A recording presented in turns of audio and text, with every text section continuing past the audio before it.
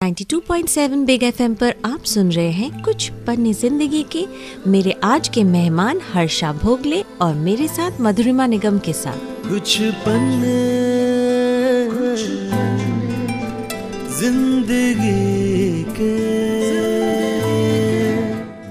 आपको एक मजेदार किस्सा बताती हूँ मेरे बारे में। हम लोग भी बचपन में जब खेलते थे तो हमारे सारे जो लड़के होते थे वो लोग भागेंगे, वो लोग बैटिंग करेंगे और हम लोग को रनर बना के रखते थे। हाँ, या तो तुम रनर बनो या विकेट कीपर बनो। हमको ये समझ में नहीं आता था कि विकेट कीपर बन के हम क्या करेंगे। ना बॉलिंग करने देते ना बैट। जब सब खत्म हो जाता अब तुम जाओ बैट करने। तो लेकिन आप लड़कों की बुराई कर ही रही हैं तो एक और बात बता दूं आपको कि लड़कियों कह देते कि विकेट कीपर सबसे इम्पोर्टेंट पोजीशन होती है, इसीलिए आपको वहाँ रखा है। हाँ, पर हमको ये बात उस टाइम कहाँ अकल थी ना। अब जब देखते हैं समझते तब उस टाइम लगता था कितना बोरिंग काम है। खड़े हैं तो खड़े, कुछ होता तो है नहीं। जी। तो it used to be very insulting for all of us कि why are we being chosen as wicket keepers. अब देखिए, विकेट कीपर दिनेश कार्तिक को आईपीएल में 12 करोड़ का कॉन्ट्रैक्ट है विकेट कीपर। अगर आप विकेट कीपिंग करती रहती तो क्या होता? आई नो मैं कहाँ से कहाँ पहुँच जाती आज।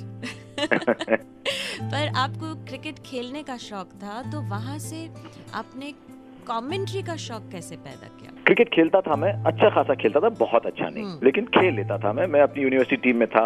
ऑल इंडिया इंटर यूनिवर्सिटी हम खेलने गए। हमारे टीम में से 2-3 टेस्ट प्लेयर बने, अरशद अयूब बने, अजहरुद्दीन बने, 2-3 रणजी ट्रॉफी प्लेयर बने। लेकिन जब तक मैं यूनिवर्सिटी क्रिकेट में आया, मैं मेरी इंजीनियरिंग के 4th ईयर में था। अच्छा। और उन दिनों इंजीनियरिंग के क्रिकेट करियर तो नहीं बन सकता था और मुझे आइडिया भी था कि मैं शायद एक लेवल और खेलूं, ज्यादा से ज्यादा, उससे आगे नहीं। अच्छा। खेलते रहे, बात चलती रही। तो एक दिन किसी ने कहा कि मेरे फादर ने कहा कि पिताजी ने कहा कि आप अच्छा खासा बोल लेते हो, डिबेट कंपटीशन में जाते हो, कमेंट्री क्यों नहीं करते? हाँ। मैंने कहा मुझे कौन देगा कमेंट्री।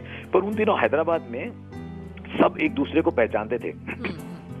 शहर तो बड़ा था लेकिन बहुत बड़े गांव की तरह था वो। अगर आप 2 हैदराबादियों को रखो तो there not more than 2 degrees of separation. कोई कहीं ना कहीं से किसी की मुलाकात हो ही जाती। तो उन्होंने मुझे ब्रेक दिया ऑल इंडिया रेडियो में, वो छोटे छोटे प्रोग्राम करने के लिए। मैं अंडर 19 मैच देखने जाता, दिन भर देखता, आके 5 मिनट का रेज्यूमे करता शाम के योवानी प्रोग्राम में। अच्छा। तो ऐसे छोटे छोटे मुझे देते थे प्रोग्राम्स करने।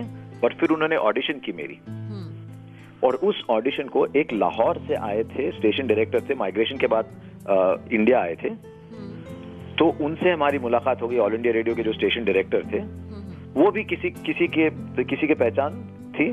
तो उन्होंने कहा देखो भैया, हमारा बच्चा है, जरा सुन लो ना, अच्छा ही कर लेता हूँ कमेंट्री। हमारे हैदराबादी जबान में बोल लेते थे हम लोग ऐसी।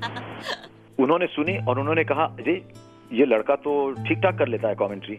हाँ। और उन्होंने मुझे 19 साल की उम्र में मेरी पहली रणजी ट्रॉफी मैच दी कमेंट्री करने। हाँ।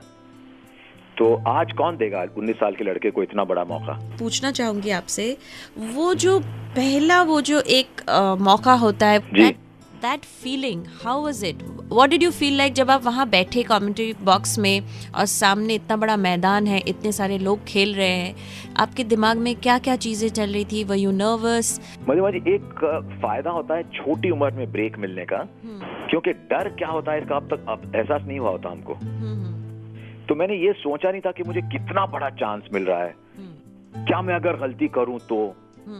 क्योंकि एक बचपना था, एक एंथुजियाज्म था, उस एंथुजियाज्म में बोल गए, उस एंथुजियाज्म में गलतियां भी की। और 19 साल की उम्र में मौका मिलने का एक और फायदा होता है कि अगर आप गलतियां भी करो तो लोग माफ करते हैं गलती। जब एक उम्र हो जाती है आपकी या एक मकाम पे पहुंच जाते हैं लोग, वहां पे अगर आप गलती करो तो सबके सामने होती है, लोग माफ नहीं करते आपको।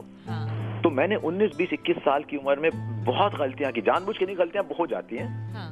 लेकिन मुझे अब भी लगता है कि हर आदमी की जिंदगी में एक मकाम तक पहुंचने के पहले इतनी गलतियां होती ही हैं। फिर अपने आप वो आप शायद ना जाने क्योंकि आपके घर में सबके सुर बड़े जबरदस्त लग जाते हैं।